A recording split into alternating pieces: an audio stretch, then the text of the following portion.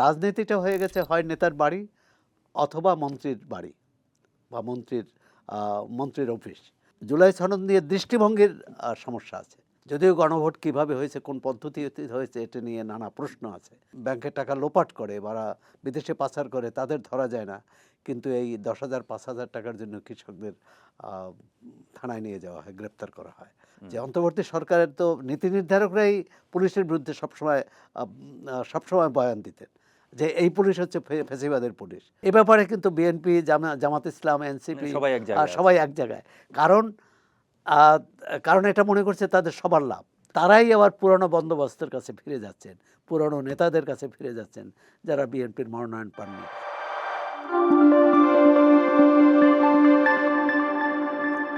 BNP সরকার গঠন করার পর 2 মাস পার হলো, আজ 2 মাস পূর্ণ হলো।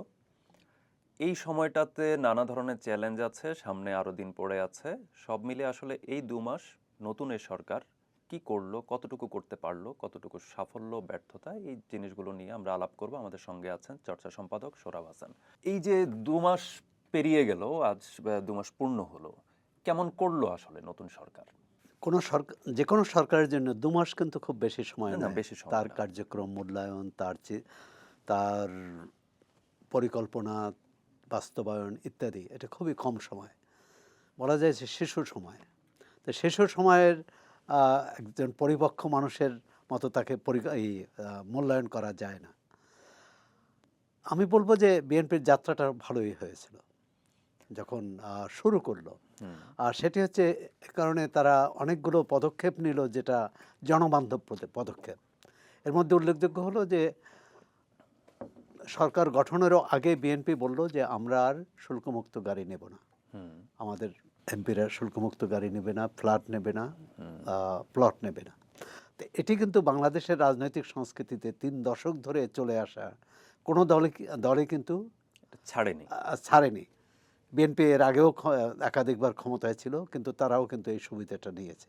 যদিও এটি এরশাদের সময়ে একটা ভোটারবিহীন নির্বাচনে, চতুর্থ সংসদ নির্বাচনে এটি চালু করেছিল।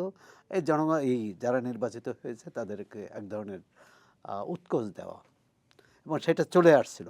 এটি আমি মনে করি এই ঘোষণাটি বিএনপির জন্য খুবই গুরুত্বপূর্ণ এবং জনগণের আস্থা পাওয়ার জন্যে।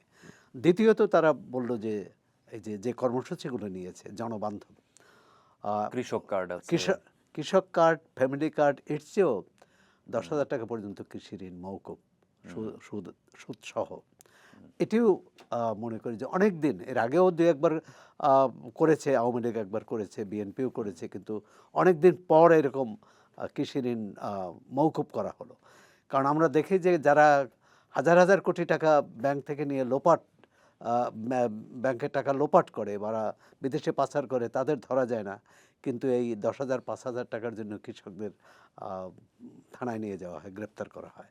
সুতরাং এই একটি আমি মনে করি যে গরিব কৃষকদের জন্য একটা দায় মুক্তি, একটা বড় ধরনের স্বস্তি। তৃতীয় যে আপনি বললেন যে ফ্যামিলি কার্ড বা কৃষক কার্ড, এটি কর্মসূচি হিসেবে ভালো, কিন্তু এটা বাস্তবায়ন করতে পারবে কতদিনে? প্রথমত হচ্ছে এখন করা হচ্ছে পাইলট প্রোগ্রাম মাত্র একটা বোধহয় 22,000, একটা 27,000 লোক এর দ্বারা উপকৃত হবে, উপকারভোগী। কিন্তু লাখ লাখ মানুষ তো সরকার প্রধান বলেছেন যে তারা 4 কোটি পরিবারকে কার্ড দেবেন। তার মানে বাংলাদেশে মোটামুটি সব পরিবারই এক হ্যাঁ, ধরনের এটার কিন্তু আওতায় 4 চলে কোটি আসবে। পরিবারকে যে সহায়তার তো কার্ড দেবে না, কিন্তু সবার জন্য সব পরিবারে একটা কার্ড থাকবে, কিন্তু এর মধ্যে যারা সহায়তা পাবেন। এখন সরকারের জন্য বড় চ্যালেঞ্জ হচ্ছে কে পাবেন কে পাবেন না, এটা নির্ধারণ করবেন কিভাবে। এটা নিয়ে, এই কার্ড নিয়ে কিন্তু একটা সমালোচনাও হচ্ছে। সমালোচনাটা হচ্ছে যে জায়গা থেকে, সেটা হলো যে অনেকগুলো কার্ড আমরা দেখছি। গতকাল সর্বশেষ হচ্ছে বিসিবির তরফ থেকে ক্যাপ্টেন্স কার্ড এলো। তো এইটাকে এক ধরনের আলোচনাটা এইভাবে আসছে যে এইটা এক ধরনের শো অফ কিনা, যে এইভাবে সামনে আসছে, এটার ক্যাপাসিটি আমাদের বাজেটের সেই সক্ষমতা আছে কিনা, বা আপনি যেটা বললেন যে কার্ড বিতরণের জায়গাটা আসলে খুবই চ্যালেঞ্জিং, যে আসলে প্রপারলি আমরা এর আগেও দেখেছি বিভিন্ন সরকারের আমলে বিভিন্ন সোশ্যাল না, সেফটি নেটের আওয়ামী লীগ সরকার আওতায়। তো স্মার্ট কার্ড চালু করেছিল হ্যাঁ, হ্যাঁ, এবং 1 কোটি কার্ড, 1 কোটি পরিবারের জন্য কার্ড করেছিল, হ্যাঁ, কিন্তু সেটা নিয়ে অনেক অনেক অনিয়ম, অনেক অনিয়মের প্রসঙ্গ অনিয়ম আছে। দুর্নীতির অভিযোগ এসেছে বলে হুম, অন্তর্বর্তী সরকার এসে অনেকগুলো কার্ড বাতিল করেছে, লাখ লাখ হুম, কার্ড বাতিল করেছে। কিন্তু এই মানুষগুলোকে খাইয়ে বাঁচাতে হবে। এই মানুষগুলোর তার ন্যূনতম যে আহ, চাহিদা, মৌলিক চাহিদা, সেটা পূরণ করতে হবে। তার সন্তানের শিক্ষা, হুম, তার কৃষি উপকরণ পাওয়া। এখন এটা একটা পদ্ধতি বের করা। হ্যাঁ, ফ্যামিলি কার্ড একটা পদ্ধতি হতে পারে, কিন্তু ওই যে বললেন, একটা হচ্ছে যে বাছাই করার সমস্যা, দ্বিতীয় হচ্ছে যে কত দিনে এটা করবে এবং এর যে অনিয়ম হবে না এই নিশ্চয়তা কে দেবে? এখন স্থানীয় সরকার নেই, হুম, স্থানীয় হুম, সরকার হবে, এই প্রশাসক দিয়ে কিন্তু এটা সম্ভব না। অথবা জনপ্রশাসন, আহ, এই যে প্রশাসনের লোক দিয়েও সম্ভব না। একটা আমাদের প্রশাসনিক কাঠামো কাঠামো হলো উপজেলা পর্যন্ত। তো একটা উপজেলায় অনেকগুলো ইউনিয়ন থাকে, ইউনিয়ন থাকে, অনেকগুলো ইউনিয়ন গ্রাম থাকে, পর্যায়ে গ্রাম সেখানে থাকে। কিভাবে জানা সম্ভব? হ্যাঁ, একটাই হচ্ছে যে এই যে পরিবার যে জরিপ, আহ, উম, খানা খানা খানা জরিপ, জরিপ যেটা বলে। খানা জরিপের ভিত্তিতে হুম, সেটা নিয়েও কিন্তু প্রশ্ন আছে। কারণ খানা জরিপ করতে যায় যারা এলাকার শিক্ষক বা এই ধরনের আহ, যারা লেখাপড়ায় মোটামুটি জানে, তারা অন্য কারণে তাদেরকে বলা হয় না যে আহ, তার কত আয় সেটা দেখতে, কত আয় সেটা, কিন্তু তার সত্যিকার আয়ের কথা বলে কিনা এটা জানা না। এর জন্য অর্থনীতি বিদ প্রয়োজন, এর জন্য পরিকল্পনার জায়গায় সাথে যারা প্রয়োজন এবং জড়িত, সব এক ধরনের লোকাল সলিউশনের জায়গায় যাওয়া আসলে। স্থানীয়, এবং সেটাই হচ্ছে স্থানীয়ভাবে এটা করা। তাহলে স্থানীয় সরকারকে অ্যাক্টিভ করতে হবে। সক্রিয় করতে হবে, একই সঙ্গে তাকে ক্ষমতা দিতে হবে। হুম, স্থানীয় সরকারই ঠিক করবে কে পেতে পারে, কে পেতে পারেন না। ওই সরকারের যে বরাদ্দ এই খাতে, সেটা স্থানীয় সরকারের কাছে যাবে। সরকার ঠিক করবে, স্থানীয় সরকার ঠিক করবে, বা স্থানীয় কিন্তু আমরা তো স্থানীয় সরকার পর্যায়েও বিভিন্ন সময় অনিয়ম দেখেছি, যে বরাদ্দ চুরির এক ধরনের। আমরা খুব পপুলার এগুলো নিয়ে নানা ধরনের সোশ্যাল প্ল্যাটফর্মে নানা মিম হয়েছে, বিজ্ঞাপন পর্যন্ত হয়েছে, যে গম চুরি, চাল চুরি, হ্যাঁ, এটসেট্রা, মামলা হয়েছে, নানা অনেকের ধরনের বিষয় শাস্তিও আছে। হয়েছে। এখন কথা হচ্ছে যে আমাদের এর মধ্যেই এই যে আহ, সংশোধন এবং আহ, মানে এটার উত্তরণ, এর মধ্য দিয়ে যেতে হবে। এখন তাহলে আমাদের প্রথম কাজ হবে, যারা এরকম এই ধরনের দুর্নীতির সঙ্গে জড়িত, যারা অনিয়ম করবে, যারা চুরি করবে, তাদেরকে নির্বাচিত না করা। এখন আমাদের রাজনীতি কি সেই শুদ্ধতাবাদী অবস্থায় আছে? তারা কি ভালো লোকদের মনোনয়ন দেয় কিনা? কারণ আমরা দেখলাম যে এই যে 12ই ফেব্রুয়ারি যে নির্বাচনে তারা কারা কারা মনোনয়ন পেয়েছেন, বিশেষ করে বড় দলগুলোর, যাদের কোটি কোটি টাকা আছে, যারা কোটি কোটি কোটি কোটি টাকা খরচ করেছে। আজকে সামাজিক যোগাযোগ মাধ্যমে দেখলাম যে একজন নারী সংসদের জন্য যিনি প্রার্থী, তার কাছে 20 কোটি টাকা চেয়েছে। মানে আমাদের রাজনীতিটা যদি শুদ্ধ না হয়, তাহলে এই তালিকা বলুন, কর্মসূচি বলুন সরকারের, কোনোটাই কিন্তু ত্রুটিমুক্ত হবে না, শুদ্ধ হবে না। তা আমাদের সামগ্রিকভাবে একটা শুদ্ধি অভিযান প্রয়োজন। আমি এই জায়গাটাতে, যে এই যে সরকারের 2 মাস হলো, 2 মাসের মধ্যে আইন শৃঙ্খলা পরিস্থিতির জায়গাটাতে আসলে কতটুকু কি হলো আসলে? খুব যে ভালো করেছে তা নয়, তবে অন্তর্বর্তী সরকারের সময় যে মানুষের মধ্যে একটা অস্থিরতা ছিল, একটা উদ্বেগ ছিল, এবং কালকে কী হবে জানি না। দ্বিতীয় হচ্ছে একটা মব সংস্কৃতি ছিল, কোথাও কোথাও এখনও মবের ঘটনা মবের ঘটে। ঘটনা কিন্তু হয়েছে। আমরা স্বরাষ্ট্রমন্ত্রী সালাউদ্দিন আহমেদ উনি বললেন যে মব চলবে না, উনি এসে খুব কঠোরভাবে বললেন, কিন্তু মবের আমরা ঘটনা দেখলাম হয়েছে যে কুষ্টিয়ায়, তো পীরকেই মেরে ফেললো, পীরকে মেরে ফেললো, একজন আগুন দিল, পীরকেই ইভেন হত্যা করলেন। ইভেন শাহবাগে। শাহবাগে আরও অনেক জায়গায় হয়েছে। তবে আগে মানুষের মধ্যে যে অস্থিরতাটা ছিল, যে উদ্বেগটা ছিল, অনিশ্চয়তা ছিল, সেটি কিন্তু কমেছে। অর্থাৎ আজকে কোথাও কোনো ঘটনা ঘটলে থানায় যে লোকটাকে পাওয়া যাবে, প্রতিকার পাবে কি না, অন্তত অভিযোগটা নেবে। কিন্তু অন্তর্বর্তী সরকারের সময় এমন পরিবেশ পরিস্থিতি ছিল ক্ষেত্র বিশেষে, কোথাও কোথাও হয়তো মানুষ যেতে পারত, মব বন্ধ করার চেষ্টাও করতো। আরেকটি বলবো যে আইনশৃঙ্খলা রক্ষাকারী বাহিনীর যারা দায়িত্বে আছেন, তাদের মধ্যে একটা আত্মবিশ্বাস ফিরে এসেছে। যে অন্তর্বর্তী সরকারের তো নীতি নির্ধারকরাই পুলিশের বিরুদ্ধে সবসময় বয়ান দিতেন যে এই পুলিশ হচ্ছে ফ্যাসিবাদের পুলিশ, এই পুলিশ, এবং পুলিশের বিরুদ্ধে তো মব হয়েছে। সুতরাং থানা জ্বালিয়ে দিয়েছে, ওই খুন পরিবেশ করেছে। ওই পরিস্থিতিটা থেকে আমরা উত্তরণ ঘটেছি। এখন যেমন মোহাম্মদপুরে আমরা দেখলাম পরপর 2টি খুন হলো, চট্টগ্রামে খুনের ঘটনা ঘটলো। আহ, এক্ষেত্রে সরকারের যে যতটা সক্রিয় হওয়ার কথা, যতটা পরিকল্পনা নিয়ে এগোনোর কথা, অর্থাৎ সেখানে কারা চিহ্নিত। এখন আমাদের থানা পুলিশের বিষয়টা হচ্ছে যে পূর্ববর্তী যিনি কর্মকর্তা থাকেন তিনি যে তালিকা দেন ওই তালিকা ধরে আসামি ধরার চেষ্টা করা হয় বা বা যা ব্যবস্থা নেওয়া হয়। কিন্তু সত্যিকারভাবে ওই তালিকার মধ্যে যে গলদ আছে সেই গলদ দূর করার চেষ্টা হয় কিনা। আরেকটা হচ্ছে একটা বার্তা দেওয়া। যদি দলীয় লোকরা অন্যায় করে পার না পায়, দলীয় লোকরা যদি চাঁদাবাজি দখলবাজি করে পার না পায় বা তাদের বিরুদ্ধে ব্যবস্থা নেওয়া এই হয়, জায়গাটাতে তাহলে সাধারণ মানুষ কিন্তু আশ্বস্ত হবে। হবে। এই জায়গাটাতে দলীয় লোকের প্রসঙ্গ যেহেতু এলো, দলীয় লোকের জায়গা থেকে আমরা দেখেছি যে নির্বাচনের আগে থেকে, ইভেন 5 আগস্টের পর থেকেই বিএনপির বিরুদ্ধে বা বিএনপির বিভিন্ন অঙ্গ সংগঠন বলি বা সরাসরি বিএনপির বিভিন্ন পর্যায়ের নেতাকর্মীদের বিরুদ্ধে চাঁদাবাজির এক ধরনের অভিযোগ ছিল, এবং সেইটা এই পিরিয়ডে সরকার গঠনের পর এই অভিযোগটা যে তিরোহিত হয়েছে এটা বলা যাবে না। এই অভিযোগটা আছে এখনো, এবং বেশ দৃঢ়ভাবেই আছে। বিভিন্ন জায়গায় এই ধরনের চাঁদাবাজি প্রসঙ্গ আসছে, আমরা খবরে দেখছি বিভিন্ন সময়। তো এই জায়গাটা নিয়ন্ত্রণ করতে পারছে না কেন, প্রথম প্রশ্ন হচ্ছে এটা। দ্বিতীয় হলো যে সরকারে বিএনপি, আমরা দেখছি যে বড় নেতা, বিএনপি বললে যে নেতাদের কথা আমরা প্রথমে আমাদের মানে মাথায় আসে, কেন্দ্রীয় নেতা সবাই হচ্ছে সরকারে আছে। তাহলে দল আসলে কিভাবে কি করছে? আপনি দেখুন এই যে নারী সংসদ সদস্যদের মনোনয়ন দেওয়ার বা তাদের যে কাছ থেকে আবেদনপত্র নেওয়ার আগ পর্যন্ত ওই প্রায় অফিস থেকে বাসায় যাওয়ার পথে বিএনপি অফিসের সামনে দিয়ে যাওয়া আসা করি, এবং ওই অফিস নিস্তব্ধ, কোনো লোক নেই। হয়তো দু একজন কর্মী বা দু একজন ওখানকার হাঁটাচলা করছেন, অথবা উপরে আমরা দেখি যে 4তলা বাড়ির হয়তো একটা তলায় নিভো নিভো বাতি জ্বলছে, মানে ওইখানে কোনো লোক নেই। অর্থাৎ আমাদের অফিস, রাজনীতিটা হয়ে গেছে হয় নেতার বাড়ি অথবা মন্ত্রীর বাড়ি বা মন্ত্রীর অফিস। এই যে দল এবং সরকার যে আলাদা, এটি আমরা করতে পারিনি। বিএনপিও পারে না, আওয়ামী লীগও পারে না অতীতে।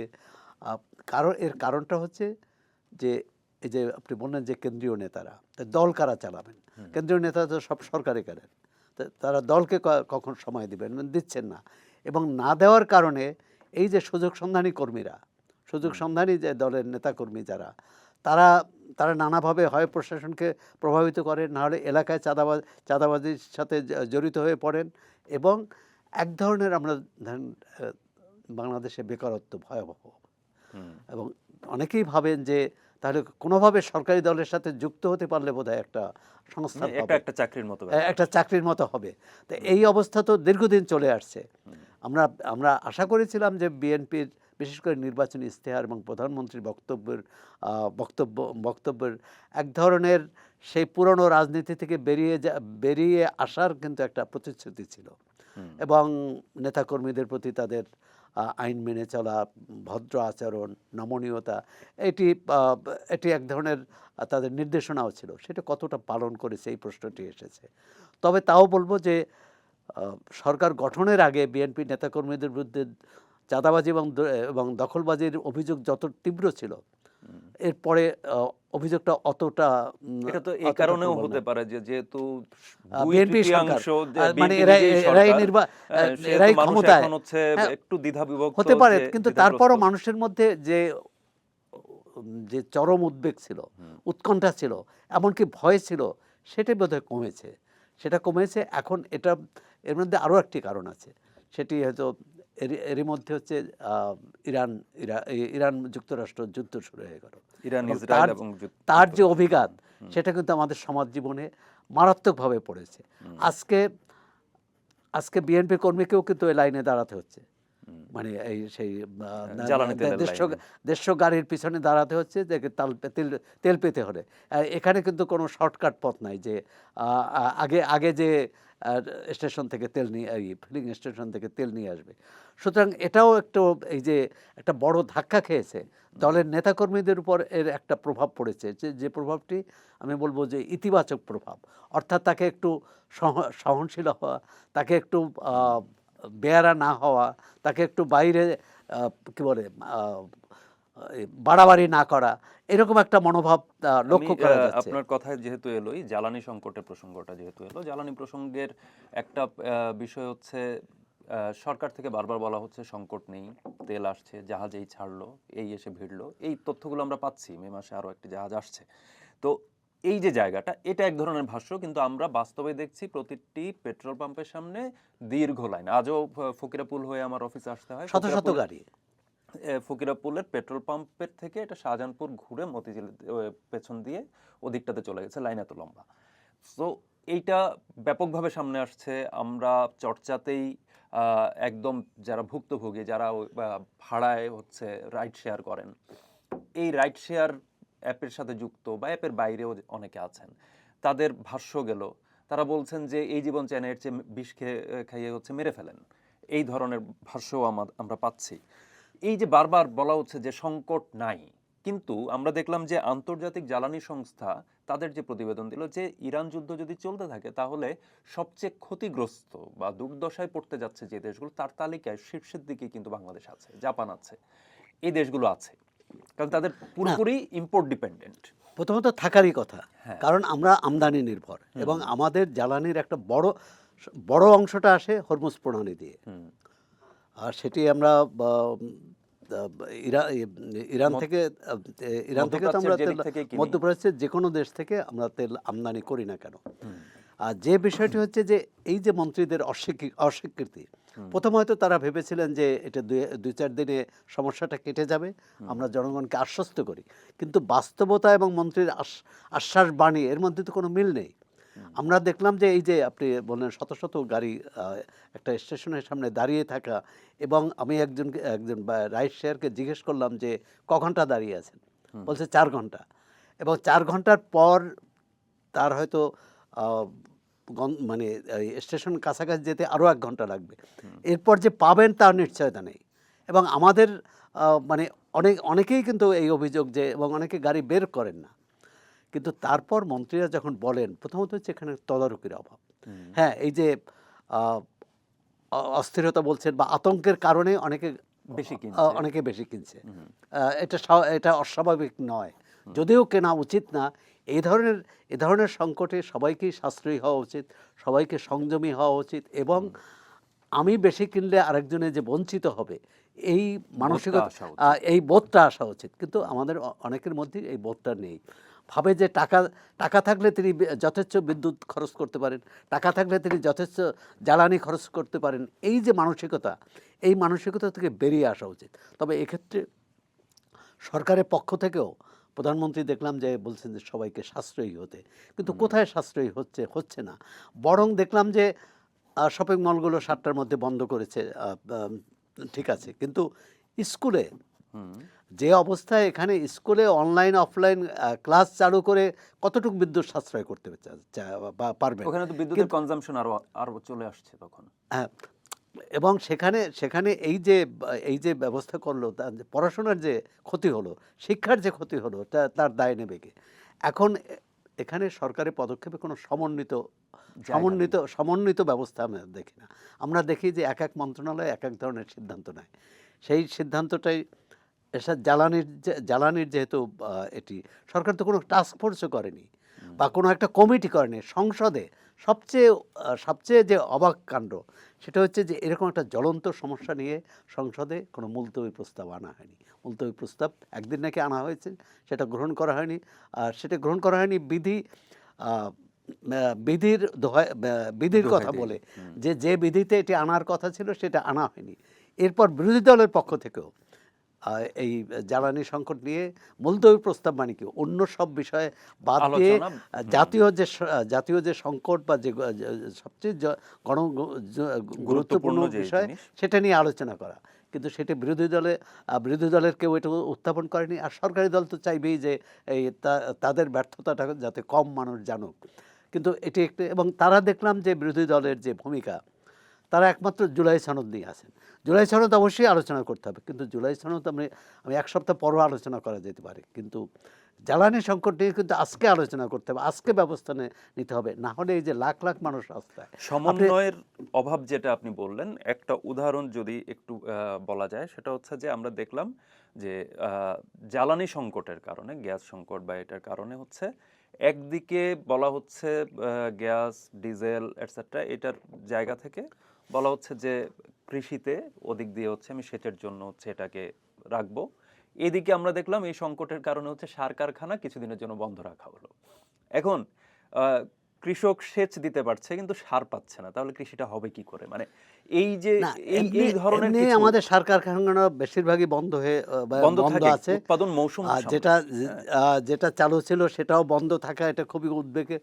সার তো আনতে হবে, হুম, সেই সার আনার ক্ষেত্রেও তো জাহাজে আসতে হবে। হুম, সেই জাহাজ যদি আটকা পড়ে, হুম, মানে পুরো এটা বলবো যে চতুর্মুখী সংকট। এই সংকট থেকে বেরিয়ে যাওয়ার জন্য, যে বেরিয়ে আসার জন্যে যে সমন্বিত এবং সর্বাত্মক পদক্ষেপ চেষ্টা। নেওয়া দরকার। আমরা দেখলাম যে সরকারের পক্ষ থেকে যুক্তরাষ্ট্রের কাছে আহ্বান জানানো হয়েছিল বা আবেদন জানানো হয়েছিল যে রাশিয়া থেকে রাশিয়া থেকে জ্বালানি আনার ব্যাপারে যে নিষেধাজ্ঞা আছে সেটি যাতে তুলে নেওয়া হয়। এখন এই নিষেধাজ্ঞা তোলার পরেও যে সমস্যাটা হচ্ছে যে রাশিয়া থেকে যে অপরিশোধিত তেল আসবে, সেটা শোধন করার যন্ত্রপাতি আমাদের এখানে নেই। এটা করতে হবে ভারত বা তৃতীয় দেশে, সেখান থেকে আসতে সময় লাগবে, সেখানে শোধন হবে তারপর। সুতরাং এক ধরনের আমাদের দীর্ঘদিনের যে অবহেলারই কিন্তু এই ফল। আমরা জ্বালানি খাতে হাজার হাজার কোটি টাকা ব্যয় করেছি, বিনিয়োগ করেছি, কিন্তু এটি সুচিন্তিতভাবে হয়নি, এটি চিন্তাভাবনা করে হয়নি, এটি মানে কি বলে, আমাদের পরনির্ভরতা আরও বাড়ে এভাবে করা হয়েছে। এই জায়গায় গেছে। যেমন আমরা দেখলাম যে আমরা পুরোটাই আমদানি নির্ভর, এবং তখন আন্তর্জাতিক বাজারে তেলের দাম কম ছিল, এলএনজির দাম কম ছিল, সরকার এনে লাভ করেছে। যে তেল বাইরে থেকে 50 টাকায় কিনেছে, সেই তেল এখানে 100 টাকায় বিক্রি করেছে ভোক্তাদের কাছে, কারণ বাকিটা তারা বাকিটা তারা লাভ করেছে। এবং পেট্রোবাংলা একটা লাভবান প্রতিষ্ঠান, কিন্তু তার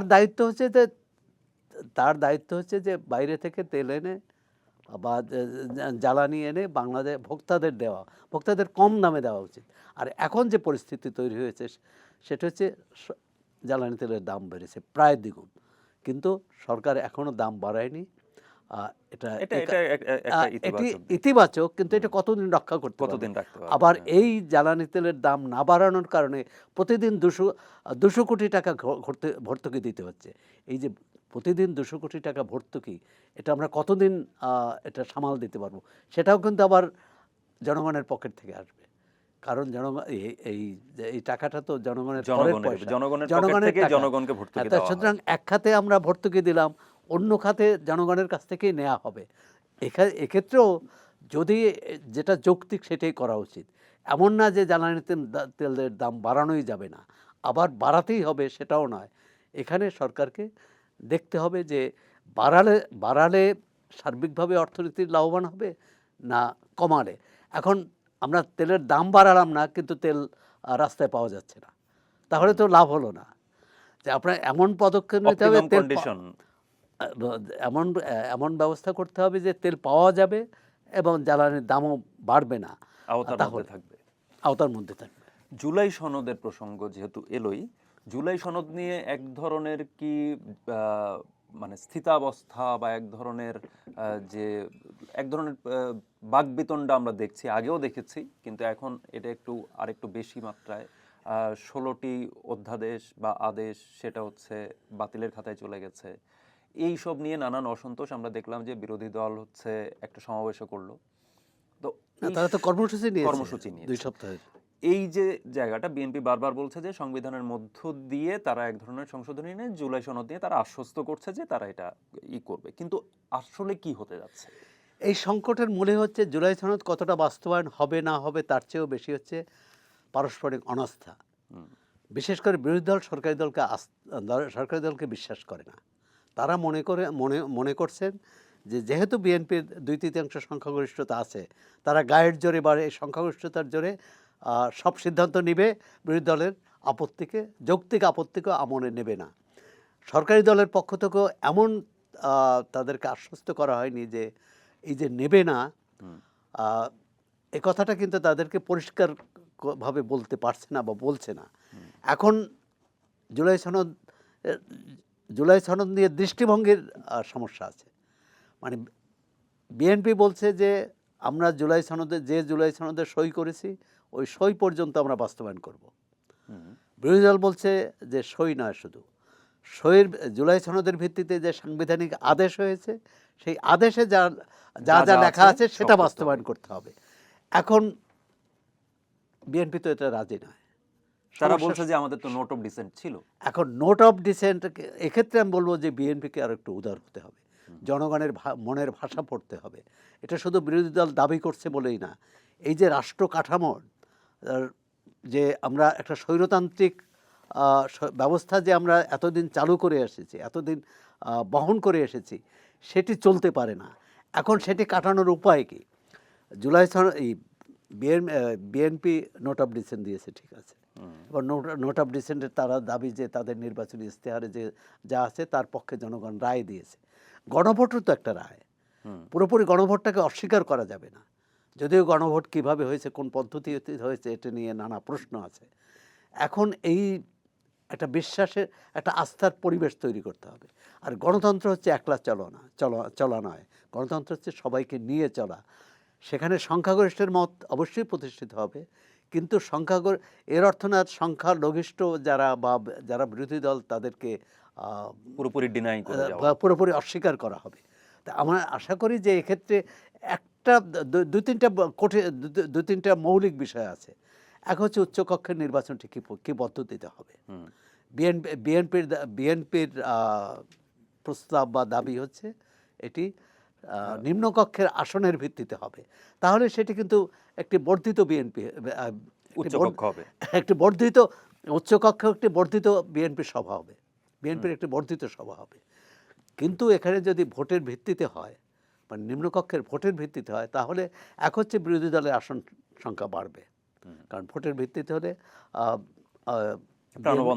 বিএনপি প্রায় বিএনপি প্রায় 51% আসন পেয়েছে, তাহলে উচ্চকক্ষের 100 আসনের হলে তারা 51টি পাবে, বাকিটা এরা পাবে। কিন্তু আসনের ভিত্তিতে হলে তারা অনেক কম আসন পাবে। দ্বিতীয় হচ্ছে যে এই উচ্চকক্ষ কীভাবে পরিচালিত হবে। উচ্চকক্ষ এখানে সাংবিধানিক আদেশে উচ্চকক্ষ নিয়ে যেসব কথাবার্তা আছে, বিএনপি মনে করে এটি নিম্নকক্ষকে, অর্থাৎ মূল যে সংসদ, মূল যে জনপ্রতিনিধি, তাকে তার অধিকার খর্ব করা হচ্ছে। আরও অনেক বিষয় আছে, আবার কোনো বিষয়ে কিন্তু তারা একমত হয়েছে, যেমন আওয়ামী লীগের কার্যক্রম নিষিদ্ধ করা। এ ব্যাপারে কিন্তু বিএনপি, জামাত ইসলাম, এনসিপি সবাই এক জায়গায়, কারণ এটা মনে করছে তাদের সবার লাভ। মানে আজকে যদি আওয়ামী লীগ দেশে প্রকাশ্যে না থাকে, তার সুবিধা বিএনপি পাবে, তার সুবিধা জামাত ইসলাম পাবে, তার সুবিধা এনসিপি পাবে। সামনে স্থানীয় সরকার নির্বাচন, যেটি নিয়ে ইতিমধ্যে আপনি দেখেছেন যে পত্রপত্রিকায় লেখালেখি হয়েছে, টেলিভিশনেও এ খবর আসছে যে এনসিপির একজন নেতা চট্টগ্রাম সিটি কর্পোরেশনের সাবেক মেয়রের সাথে দেখা করেছেন, এবং এই দেখাটি যে শুধু সৌজন্য সাক্ষাৎ নয়, এবং তারা করতেই পারে। তিনি চট্টগ্রামে তো বিএনপির মেয়র আছেন, তিনি আগামী নির্বাচনেও তিনি হয়তো মনোনয়ন পাবেন। সুতরাং একজন সাবেক মেয়র নাও পেতে পারেন, তাকে এনসিপি কিন্তু তাকে প্রার্থী করতে পারে। ঢাকায়ও তারা প্রার্থী ঘোষণা করেছেন। এখন এটা নিয়ে মানে শোরগোল তোলা উচিত নয়। মানে কোনো পত্রিকা কেন দেখা করলেন, দেখা যেও কেউ করতে পারে, হ্যাঁ, কিন্তু মানুষের মধ্যে নৈতিক প্রশ্নটা হচ্ছে যে যারা রাজনীতির নতুন বন্দোবস্তের কথা বলেছেন, তারাই আবার পুরনো বন্দোবস্তের কাছে ফিরে যাচ্ছেন, পুরনো নেতাদের কাছে ফিরে যাচ্ছেন, যারা বিএনপির মনোনয়ন পাননি। ইতিমধ্যে আরেকটি পত্রিকায় দেখলাম যে বিএনপির যারা বিদ্রোহী বা বঞ্চিত, তাদেরকে এনসিপি প্রার্থী করার চেষ্টা চালাচ্ছে, হয়তো জামাতও করবে। তো এক ধরনের মূল হচ্ছে ভোটের সুবিধা বা নির্বাচিত হওয়ার যে কাকে দিলে নির্বাচিত হবে, এখানে জুলাই সনদের যে চেতনার সাথে তাদের এই তৎপরতার খুব মিল আছে বলে মনে হয় না। বহুত্ববাদী সমাজের যে কথাটা বলা হচ্ছিল 5 আগস্টের বা জুলাই আন্দোলন থেকে বলা হচ্ছিল, এবং এরপরে এটা নিয়ে ব্যাপক আলোচনা এবং জুলাই সনদের ভিত্তি হিসেবেও বলা হয়, বা এনসিপি নিজের যে কাঠামো সেখানেও তারা নতুন দল হিসেবে, তরুণদের দল হিসেবে তারাও বহুত্ববাদের কথা বারবার বলেছে। তো সেই প্রশ্নে যদি আপনি, যেহেতু আওয়ামী লীগের কার্যক্রম নিষিদ্ধের প্রসঙ্গটি আনলেনই, সেই জায়গায় যদি আমি একদম শেষ প্রশ্নটা হিসেবে এটা করতে চাই যে আওয়ামী লীগের কার্যক্রম নিষিদ্ধ সবার লাভ বলে এটা থেকে যাচ্ছে বা সবাই এটাতে একমত হচ্ছে, কিন্তু এতে আসলে আলটিমেটলি বাংলাদেশের রাজনীতিতে বড় কোনো দাগ পড়ে যাচ্ছে কিনা, বা এই ধারাটা পরবর্তীতে নতুনভাবে আমরা দেখেছি বিভিন্ন সময় রাজনৈতিক দলগুলো যে ধরনের সিদ্ধান্ত নিচ্ছে, যখন বিএনপি থাকছে তার মতো করে সিদ্ধান্ত নিচ্ছে, যখন আওয়ামী লীগ তখন তার মতো করে সিদ্ধান্ত নিচ্ছে, এবং এইটা দেখা যাচ্ছে রেপ্লিকেট হচ্ছে, পরে পরে বিপরীত দল এসেও সেই ধরনেরই সিদ্ধান্ত আসলে চলে আসে, ফলে না, এইটা বড় ধরনের সংকট তৈরি করতে না যাচ্ছে কিনা? সংকট না, আমার গণতন্ত্র এবং নিষিদ্ধ ঘোষণা একসঙ্গে চলতে পারে না। হুম, গণতন্ত্র হলে জনগণ জনগণ সিদ্ধান্ত নেবে কে রাজনীতি করবে, কেউ করবে না, কে ভোট পাবে কি পাবে না। কিন্তু জনগণকে যদি সেই সুযোগটা না দেওয়া হয়, অর্থাৎ বাছাই করার সুযোগ দেওয়া। আওয়ামী লীগ 3টি নির্বাচন করেছে এবং 3টি নির্বাচন নিয়ে এত বিতর্ক কেন? বিতর্ক একটা কারণেই, যে মানুষ সেখানে তার পছন্দসই প্রার্থীকে ভোট দিতে পারেনি। প্রথমত হচ্ছে নির্বাচনের বাইরে রাখা হয়েছে, আওয়ামী লীগের যে রাজনৈতিক প্রতিদ্বন্দ্বী তাদেরকে বাইরে রাখা হয়েছে। একটি নির্বাচনে তারা এলেও তাদেরকে ভোট পাওয়ার যে অধিকার সেটি থেকে বঞ্চিত করা হয়েছে। তা এটি দীর্ঘমেয়াদে অবশ্যই গণতন্ত্রের জন্যে ক্ষতিকারক, এবং এর আওয়ামী লীগ জামাতকে নিষিদ্ধ করে বিরোধী দলকে নির্বাচনের বাইরে রেখে যদি তাদের কাফফারা দিতে হয়, আজকে বিএনপি যদি একই পথে যায় তাদেরকেও কিন্তু কাফফারা দিতে হবে। এখন অনেকেই বলেন যে এটি হয়তো সাময়িক, এখন আওয়ামী লীগের কবে বিচার শেষ হবে, কবে তাদের নেতা নেত্রীদের শাস্তি দিবে এবং কতজনকে দিবে, তারপর আওয়ামী লীগ দল হিসাবে আবার কার্যক্রম চালাতে পারবে। এবং আন্তর্জাতিক অপরাধ ট্রাইব্যুনালে এটাও করা হয়েছে যে আগে ছিল যে দলের বিচার করা যেত না, যে কারণে আওয়ামী লীগ জামাত ইসলামের বিচার করতে পারেনি। হ্যাঁ, প্রশাসনিক আদেশে নিষিদ্ধ করেছে। প্রশাসনিক আদেশে নিষিদ্ধ করেছে, বা তার নিবন্ধন, আদালত তার নিবন্ধন বাতিল করেছিল। কিন্তু এই সরকার এসে, অন্তর্বর্তী সরকার এসে আওয়ামী লীগের কার্যক্রম নিষিদ্ধ করলো নির্বাহী আদেশে, এবং সেটি আওয়ামী লীগেরই প্রবর্তিত যে সন্ত্রাস বিরোধী আইনের অধীনে। আইন দিয়ে। আর বিএনপি এসে সেটি ধারাবাহিকতা রক্ষা করলো, অধ্যাদেশ থেকে আইনে পরিণত করলো। অথচ আপনি সুপ্রিম কোর্ট সচিবালয়, বিচার বিভাগের স্বাধীনতার সঙ্গে যুক্ত অধস্থান আদালতের প্রতি সুপ্রিম কোর্টের যে কর্তৃত্ব, এ ধরনের গুরুত্বপূর্ণ মানবাধিকার কমিশন, দুদক, এসব যে গুরুত্বপূর্ণ সংশোধনী আনা হয়েছিল, যেসব সংস্কার আনা হয়েছিল, সংস্কারের উদ্দেশ্যে যেসব অধ্যাদেশ করা হয়েছিল, সেগুলো কিন্তু রহিত করে দেওয়া হলো, কিন্তু এটাকে পুনরুজ্জীবিত করা হলো। তবে আমি মনে করি যে গণতান্ত্রিক ব্যবস্থার জন্যে, গণতান্ত্রিক ধারাবাহিকতার জন্যে এটি বিপজ্জনক বলেই মনে করি। কারণ যে কাজ আওয়ামী লীগ করেছে সেই কাজ কেন বিএনপি করবে? এত বড় একটা অভ্যুত্থানের পরে কেন অভ্যুত্থানের আমরা পর মানুষের পেছনের পথে আকাঙ্ক্ষা কেন কি? হাঁটবো? যারা অপরাধ করেছে তাদের বিচার হতে পারে, তার বিচার করবে, এবং বিচার তো হচ্ছে, কিন্তু দল হিসাবে কেন নিষিদ্ধ করা হবে? ধন্যবাদ সোহরাব হাসান। বিএনপি সরকার গঠনের পর 2 মাস পেরিয়েছে। 2 মাস একটা পর্যালোচনা বা সাফল্য ব্যর্থতা বিচারের ক্ষেত্রে বা বিচার বিবেচনায় আসলে খুবই অল্প সময়।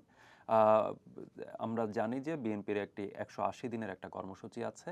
সেই কর্মসূচি সুনির্দিষ্টভাবে কিছু কিছু লক্ষ্য নির্ধারণ করা আছে। আমরা অপেক্ষা করব সেই লক্ষ্যগুলো অর্জিত হয় কিনা।